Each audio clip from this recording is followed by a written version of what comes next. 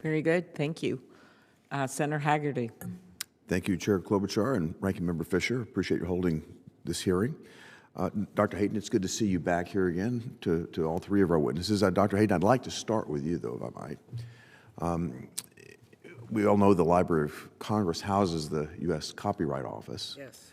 And I think as a result, you're in a unique position to ensure the proper implementation of AI. And I think we all know that AI offers many promising benefits, but with its increasing prevalence, it's not without drawbacks. So I'd like to take this home, and you and I have talked about my affinity for the songwriting and music business in my home state of Tennessee.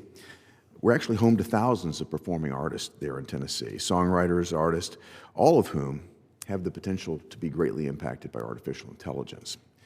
I'm concerned that AI-generated deepfake recordings, voice clones, or other infringements on the works of copyright holders could cause serious damage to an artist's reputation and to their livelihood. Earlier this month, Governor Bill Lee announced plans for legislation to protect the voices of performing artists by adding their voices and sound to Tennessee's protection of personal rights law. I'm pleased that my home state of Tennessee is leading the nation in providing legal protection for our artists and for our songwriters. So my first question, Dr. Hayden, is, given the growing pervasiveness of AI, how does the Copyright Office plan to protect the copyrighted works and uses of voices of performing artists at the federal level?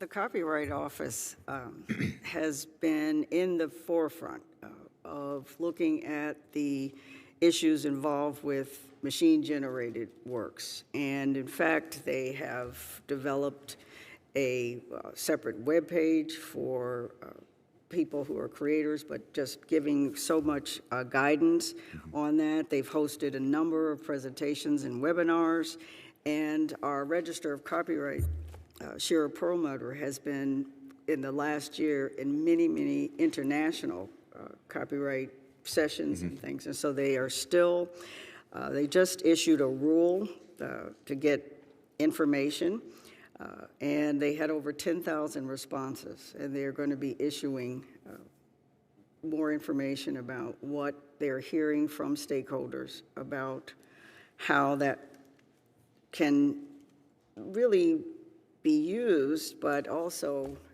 be protecting. Can I get in, let's drill into this a little bit more in terms of the information you're getting back from stakeholders. In August, the Copyright Office issued a notice of inquiry on copyright and artificial intelligence. The notice sought information and comments on a number of issues, including the use of copyrighted works to train AI models, the appropriate levels of transparency and disclosure that are required with respect to the use of copyrighted works, the legal status of AI-generated outputs, and the appropriate treatment of AI-generated outputs that mimic the personal attributes of human artists.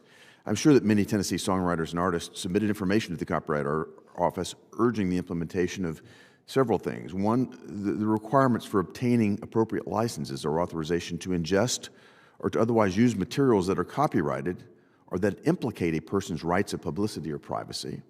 Second, requiring adequate record keeping and auditing. And third, ensuring that appropriate transparency is maintained by AI companies. So Dr. Hayden, are these remedies that I just listed, are those the types that the Copyright Office is considering? Well, the office is currently reviewing those comments, over 10,000, and they of the full range.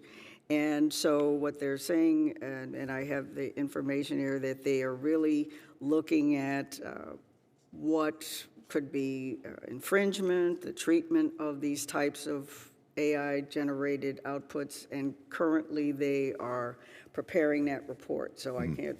I hope they'll take into account the 3 points that I've raised that are certainly of interest to our industry in Tennessee. Rights to the voices and likenesses of performers are generally protected by state law rather than copyright law. That includes laws providing a right of publicity, privacy, protections, and remedies for misappropriation. Given this, in your opinion, Dr. Hayden, are statutory changes needed to adequately protect the name, the image, the likeness of performing artists?